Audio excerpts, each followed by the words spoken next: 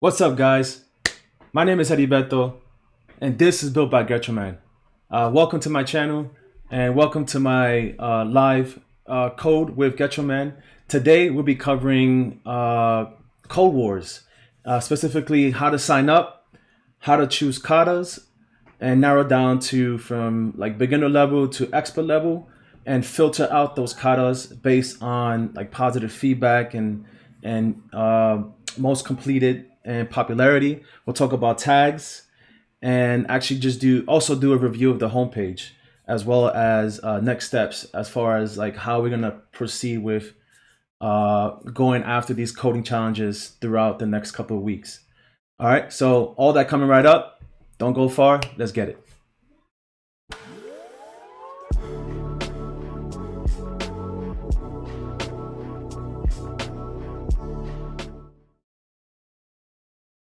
All right, guys. So Code Wars. This is one of those websites that I was introduced to a couple years ago when I first started to learn how to code back in New Haven at Independent Software. So that was my first introduction.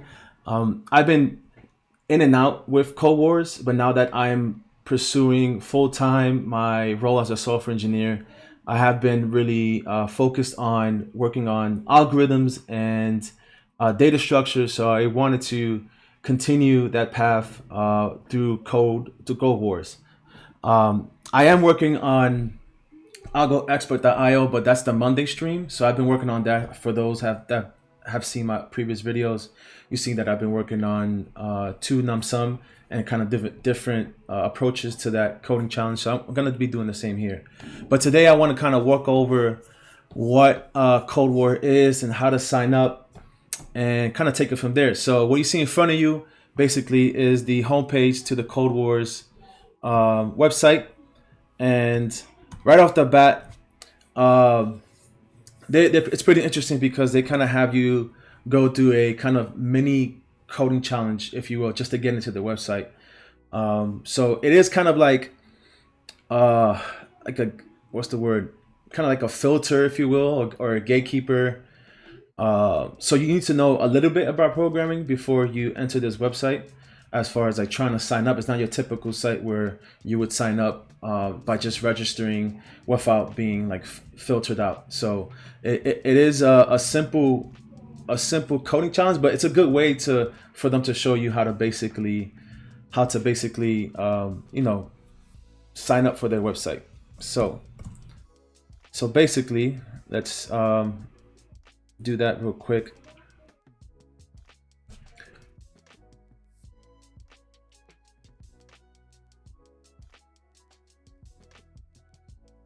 All right, here we go.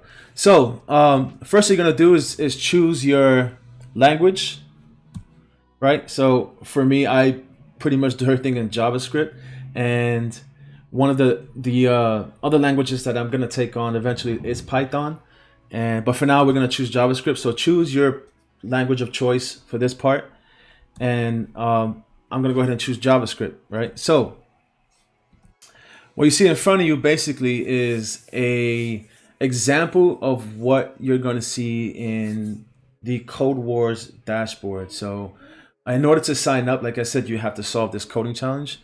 So what they're presenting you is with a function and multiplying two numbers. You have you have an A and a B, and they're asking you to multiply those parameters A and B and do something with it. So what we're gonna do is hit submit if this thing wants to work, and I'm gonna refresh this page. There we go. So I'm gonna hit submit, right? And basically it's letting you know that oh, is my mic working? Hello? Oh, it is working. Ha. All right, guys, sorry about that. So it's basically letting you know that the tests have not passed, and what we want to do is actually pass those tests. But what this is like an example of what you're going to see here. So what we need to do is basically pass the test, and it's telling you that the test is unexpected. One of the tests is saying unexpected undefined equal to 1, expected undefined to equal to 336. So we're not doing something right? So let's try again. And basically all we got to do is return the A plus the A times B, right? So we need a return statement, basically, right? So we're not doing anything crazy with this coding challenge, but it's a good way to kind of get thinking. When I was teaching at one of my previous classes, intro to programming, very basic stuff, I introduced Coworks to them, and this was one of those kind of like cool aha moments for them, as it was for me as well. So some were stuck on this, some took, solved it pretty quick. Those were more experienced. The others took a little longer, but it's a great filter, and it's a great way to kind of start thinking in the way of like solving coding challenges and kind of get your critical thinking skills going. So I'm gonna hit submit, and basically we passed all the tests, and now it's asking us to sign up. Now we've had the key to the gate, and now we're in the actual world of Code Wars, and now we're able to sign up and create an email and username and password, right? So I've done this already, so I'm gonna skip this part, but feel free to go through the process. You can link your GitHub account here and email, username, and password, and just enlist. It's gonna go through a series of steps for you to sign up with them, and there's simple kind of questions about like kind of your background and connecting social media accounts. So I'm gonna skip to that part and go to what this screen here is your home screen. Actually, I'm gonna go to the Kata screen here. All right. So once you get to this part, this is where you actually start like identifying your filters and trying to figure out which coding challenge you want to approach and how you want to approach it. And basically, the way I do it, and the way I have been doing it for the past couple of weeks, because I've been dabbling in this again, is I basically like to filter out my katas through this box here. So it provides you with sorting by newest, the language, the status of the kata, and the progress. So typically I would like to, code in my coding language of my choice, which is JavaScript. And here for the status, it's pretty much checked for you. It's predetermined for you, so you have the approved. approved checked for you. And then for the progress, I like to choose the katas I have not trained on, because then it filters out those that obviously I have not trained on. I don't want to waste my time training on katas that I've already done, unless you want to go back a few months from now and test your skills again, as far as like um, going back to see how I did this and maybe kind of do it one more time. And yeah, so then from there, um, you have your difficulty section here, and it ranges from basically beginner all the way down to very difficult. And I've been steadily coding on the 8 to 7 Caillou, I think it's called. So 8 being the most easiest, but a little bit more difficult than the gatekeeping question that was asked in the beginning of the sign up process. But now the AKU is asking more for some like a little bit is going to make you think a bit more as far as like the problem sets that are presented with the verbiage that they present to you, and how to like is going to be asking you how to like how to dissect the coding challenge, the verbiage itself, and kind of get into actual coding and get you thinking a little bit more. So uh, so a Caillou being the hardest, the easiest, and then one Caillou which I have not touched yet, and I probably won't get to for a while, is the most difficult, and that's one that I have not even opened up yet, to be honest, and I probably won't for a while. So this is basically your levels, right? Just like in the game, you choose your different levels. Um, I'm working on a Caillou, so I'm going to stick to that. And then from there we go to tags. So for the tags, you have different competencies that you can select, basically from fundamentals all the way down to data structures, all the way down to exception handling. So this is pretty cool because you can literally sit here and work on the fundamentals for weeks at a time. So um, whichever competency or section you're kind of like wanting to work on, or you have some trouble with, the Code Wars provides you with the opportunity to dabble into those competencies and work those challenges on a AKU level, which is the easiest. All right, so fairly simple. So I'm gonna choose AKU here, and I'm going to let me move actually myself out the way so you can see and zoom in.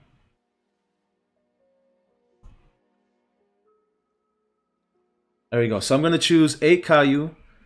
I hope I'm saying that right. And choose fundamentals. So here is basically a filtered out response, a query from the left hand side, which is all of the filters that you set in place. And now they're presenting you with all of the katas that are available for you to code, right? You have the title, the level that the Caillou is in, which is going to be all 8 because that's what you selected, and also the languages that are available for you to code in for that specific coding challenges, which is on the right hand side. All right. Fortunately enough for me that the JavaScript is part of that. Well, I think it is. Well, you would have to kind of filter that out as you go through it. But here's basically where the the response of the coding challenges will present itself. Then you have the tags that fall into that coding challenge. So what we selected was fundamentals. You can actually go ahead and select more than one tag. So if I were to click on data types and click on AKU, it'll filter out by both tags, right? So if you wanted something that has fundamentals with data types incorporated as a competency, you can do that, and it'll spit back out some coding challenges that have those filter parameters included. So here on the right hand side, like I said, you have your tags, you have the languages over here presented to you, And so basically, that's how you would sign up and filter out your coding challenges and kind of dive into that. So what I want to do now is click on the first one. We're gonna go to inverted values. I'm not gonna solve it right at this minute. I'm gonna do that in a future video, but I wanted to present to you basically a review of what the kata looks like as far as like each screen throughout the process. So basically, they present to you the title of the kata, and also some like some verbiage, some description of what the kata is about and what's expected and what should be returned out of those functions, out of that coding challenge, right? Then you also have down here at the bottom some of the users that contributed to this kata. So you have other folks that actually solved it and or contributed in the form of uh, compiling that coding challenge and creating it. Because this is a user generated coding challenge website, and that's why it's really good to have those filters set in place, because sometimes it's difficult to kind of understand what someone else has written as far as their coding challenges and what they're trying to convey. So because of that, the filters are a great way to kind of sniff through the coding challenges that have matured as far as like the verbiage and the kind of like the context of what they want out of this coding challenge and what the problem set is trying to solve. So part of that process forces them to the users to write a description or write some like some testing involved as well, which you'll see in the next screen. But here you have your description, and you're gonna kind of like walk through that description. If it makes sense, you're interested in solving it, then you can go ahead and do that. Okay. Then at the bottom you have similar katas that are like very similar in terms of the competency. The one I selected was inverted values. So by nature, you're gonna have all kind of like mathematical um, heuristic type of like coding challenges that are very similar to those that are be presented to you so that you can solve. Some are a level deeper as far as like the difficulty level is concerned, so a little bit harder. For example, the invert of the triangles at 7 Caillou, which is a tad bit harder, but some range from from 8 to 5, as you see here. A 1D function inverted, which is a 5 Caillou, which would entail a bit more like thinking and problem solving is involved in that. So I'm gonna go ahead and actually dive into the training of the kata. And so here in this screen, what's presented to you is a sandbox. Ooh, let me fix this.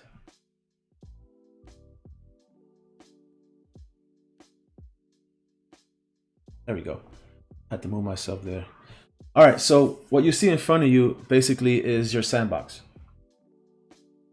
And first and foremost, you have the instructions. That's pretty key to everything. So here's where you actually get to read about the coding challenge and kind of figure out what is expected from you. And when I start solving these coding challenges, for those that don't know my process, I'll talk about that a little later, but I kind of hone in, actually not kind, I do hone in on, I spend a lot of time on trying to figure out what they want and kind of mapping that out on paper first. So here's a good place to start. You have your verbiage as to like what they're expecting from you, and then you have some test cases here, some examples of what this invert, if we were to call the invert function and pass in this array, the output should be this array here, right? And same for this example, and same for the third example here. So it gives you some ideas as to like how to think about the problem in advance.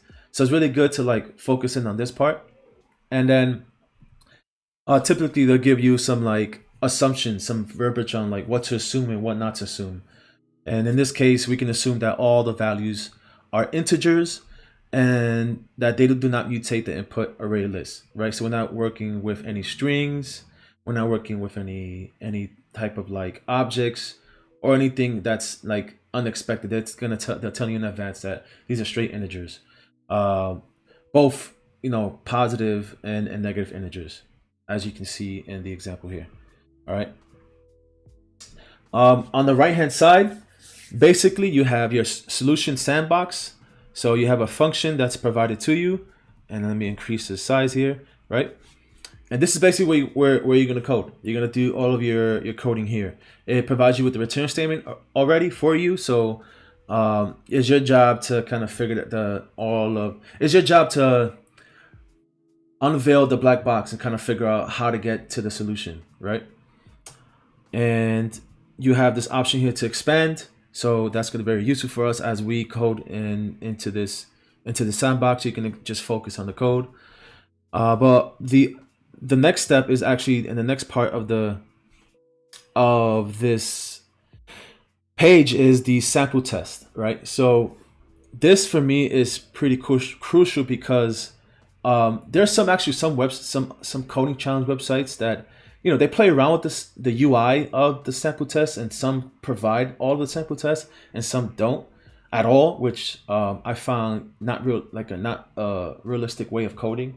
But that's just me. I like to kind of, especially with coding challenges, I like to give like an example of what the test looks like. So here's exactly what's provided for you. You have a unit test, a sample test of an assertion test of what these coding challenges are actually uh, asking from you. So these are the tests that are provided for you up front. There are some hidden tests behind the scenes when you run your code that are not presented to you. So those like the hidden ones, like kind of those edge cases. So you have to account for those too, and you'll see as we go along in the next videos when we solve some of these that we're going to run against some hidden test case that I'm not going to pass. So I need to kind of figure that part out as we go along. All right, so basically you have your assertion test is calling, this case is calling this function with the invert with an array, it's passing an array. And let me zoom in a little bit here. Let me blow this up a little bit. Right, so it's passing, it's calling the function invert and passing an array, and the response, the return statement after we kind of like unveil the black box and figure out how to get to this point, our expected return statement and output for this function should be this array here. Okay, so same for the others, right? It gives you about 2 or 3 more test cases, right? And here's an edge case here. So if we have an empty array, we should get back an empty array. If we have an array of just one integer of 0, then we should get back 0. Okay, so it's pretty useful. All right, and what else do we have here? We have at the bottom we have a skip button, which I'm not gonna get into because unless you want to skip it, it's really up to you. But we also have the unlock solution. So this is at the point where you would like to kind of like not give up, but like you're at a point where you spend a lot of time on the coding challenge, and sometimes it's useful to kind of just see the answer to understand where you went right and where you went wrong, and also look at other solutions from other developers that have, or other code newbies that have contributed to the site. So the unlock solutions is like my last resort if I'm truly stuck on something, and that's after like me trying to code everything out and plan everything out and asking a friend for help. If they can help me, then I'll definitely unlock the solution.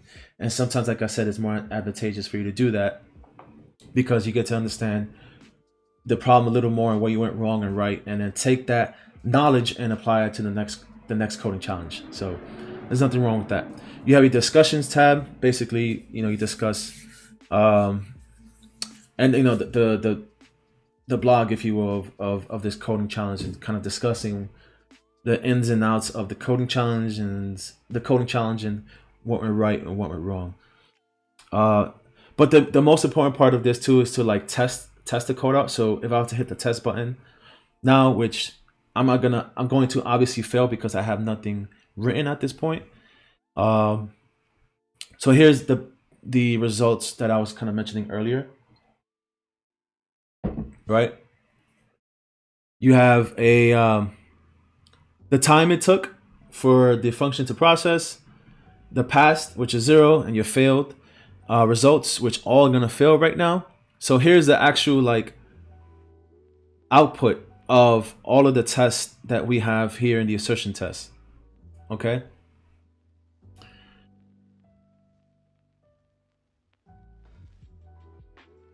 Let me move myself out the way. Cool. All right. So here are all of the expected the output for this coding challenge. Everything is wrong, but here's a place where you can kind of get a sense of how to like make your next step, take your next steps for this. And the first example basically is saying it expected this array, but instead we got undefined, right? So that's telling me that something went wrong in my code, and obviously I did not write any solutions to this. So of course it's going to be undefined because I didn't return anything, right? So, but in the event if I were to return some value out of whatever logic I put into this function, this is where you're going to actually look at the results to see if you passed or failed and understand where you went wrong and take your next steps from there. All right. So that's the basic test. Usually there's some other like hidden tests behind this, so just look out for that. Right. And we'll work on this together. You're going to see some other tests being implemented in the results here, like hidden tests, and you kind of have to like decipher, do and skim through those hidden tests and figure out where you went wrong, and just based off that test result try to figure out how to solve it, right? And what else? And I think that's it for this part here. I'm gonna actually go now to the home page and show you exactly what's on the home page, and it's pretty straightforward, kind of like similar to the Kata page here. The home page allows you to kind of filter out the language as well as the level. So you have fundamentals, you can rank up, practice and repeat, and you have some like some beta coding challenges that have not been like fully matured yet, that have not been fully tested.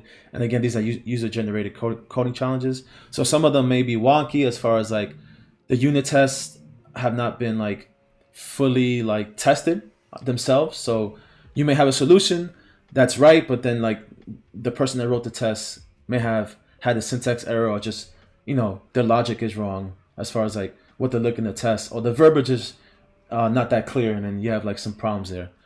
I stay away from beta myself. I like to stick to like the other ones. I prefer the filter box in the Kata page itself, just because I'm used to using that page, to be honest. All right. But one other thing that's pretty cool is that I have not talked about in the registration page, which I didn't go through, which you'll kind of go through yourself, is the allies page, or which they actually changed from the word. There was a different term they used. I'm not going to repeat it, but they moved it to allies. Basically, is a group of people you can join. So like think of it as a cool kids group, or allies. That's the term they're using, and you can join. Actually, they have it here, clan. I thought they were going to change this, but I guess not. So you can join a clan, you can join a group that has already been generated, and these are other individuals, other developers, other co-newbies that have joined and are basically competing against each other. So essentially, this is a leaderboard. And in this leaderboard, it kind of lists out who's on top and who's at first place all the way down to last place in this specific group, right? So in this group, I created the clan or the group for the Knowledge House a couple years ago, and right now we have a couple of individuals, some of my students who are on top, and some of my previous coworkers who are on top of the leaderboard as well.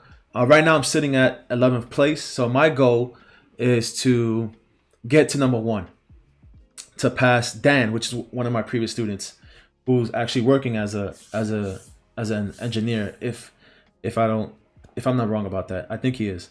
But anyway, it's pretty cool because it creates competition and it kind of gets that edge going. So my goal is to basically get to number one at a certain point by solving as many katas as possible. So here's your leaderboard, and you can kind of dive deep into these leaderboards. If you click on your name, it actually takes you to your profile as well, so you can kind of figure out where you stand in the world of Cold Wars. And here you have your stats. Pretty cool. Some great data on what you completed, your rank, your honor, the languages you worked in, your contributions and your streaks if you have. There's a paid version for this, which I haven't had a need to yet, but like I guess if you upgrade to red, you can understand your streak level. If that's important to you, then do it. If not, then pass on it. But if you skim through these tabs, it kind of lets you know what you completed. It has some information that's been collected over time from you. So here are the katas that I solved. I solved 38 so far since I've started this, which is about 6 years ago, and I'm looking to kind of really take this a bit more serious as of late. So it has your solutions and some other information as well. All right. So that's pretty much it for this page here. Pretty straightforward stuff. A lot of it is like just filtering out your katas and kind of understanding the UI.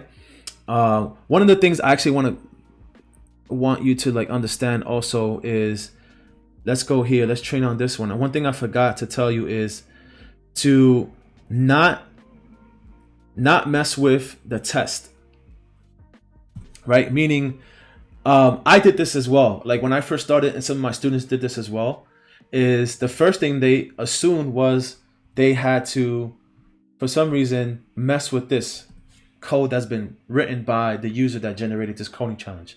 That's not the case, right? That's really for you to kind of visualize and understand what they're expecting from you. For example, here is, for this coding challenge, you have a test, you have an array of arrays, and it's the describe test, the assertion test is saying that, we want to pass this function and it should work, for example, test, right? So it has this pre-written code for us that is going to run against the code we write in this section, in the solution section. So that's where you should concentrate on, is writing the code here. The minute you mess with the sample test and start messing with this, I would highly recommend that you just hit the reset button, like save your code that you wrote, reset it, and go back and work on it. Because when you run the test, if you mess with the sample test and you run it, it's gonna throw everything off. That has been my experience with that so far. Unless you're really, for whatever reason, wanting to mess with the sample test for some edge case, then if you're like experienced in that, then go ahead and do it. But I wouldn't. I would stay away from that. All right. So that's the home page, and that's pretty much it as far as this. So with regards to next steps, I'm going to be working on Cold Wars every Friday. So around this time, 12 to 1 p.m. And so every Friday, I'm going to be working on a Cold Wars challenge. I'm going to stick to one kata. And for the most part, they're going to be 8 Caillou level coding challenges. And I'm going to start with the fundamentals, right? Because my goal is to, and I'm trying to think of a set goal. I'm leaning on 500 right here, so 500 points. So I'm thinking that I want to focus on strictly 8 Caillou coding challenges and katas until I get to 500 points. The minute I get to 500 points, then I will level up and move to 7 Caillou coding challenges. So I'm trying to figure out if I want to do 500 or 1,000 points on strictly 8 Caillou. And the idea is that I get so good at doing the 8 Cailloux that I can breeze through them a lot faster and get to get to 1,000 or 500. The point is the repetition, right? So right now I'm going to say 500 to be realistic, to have a reachable goal. So for the next couple of videos on Fridays, specifically Fridays, is just strictly coding challenges from Code Wars. I will be working on katas that are 8 Caillou, ranging from fundamentals to algorithms, all the way down to all of these competencies that you see in front of you on the left hand side. All right. So the structure is going to be the same as far as using the Reacto framework, the problem solving framework that I've inherited and adapted from other resources. And I will be diving really deep into each coding challenges. And my goal is to actually solve it in more than one way, right? Just like the other coding challenges, tune up some that I'm doing on Mondays with algoexpert.io. And I'm looking to replicate that on Fridays for the Code Wars katas. So there will be a process, a structure set for each of those. And again, the outcome of that is to get better at problem solving and really diving deep into coding challenges for the reasons of me being able to get better at my coding interviews that I have been actually going through lately. And yeah, so that's kind of the next steps. Every Friday, either 12 or 1 p.m. Or 11 p.m., 11 a.m., excuse me, I will be going through all these coding challenges. All right. So that's it, guys. Please follow me on Instagram. I do have an Instagram account built by Getroman. All right. Go check it out.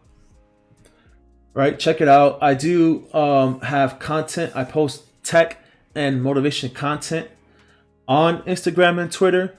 So please look out for that. I post very graphical, easy to read, very aesthetically pleasing to the eye type of content that is meant to motivate you and provide you with technical details and code samples of how to do things.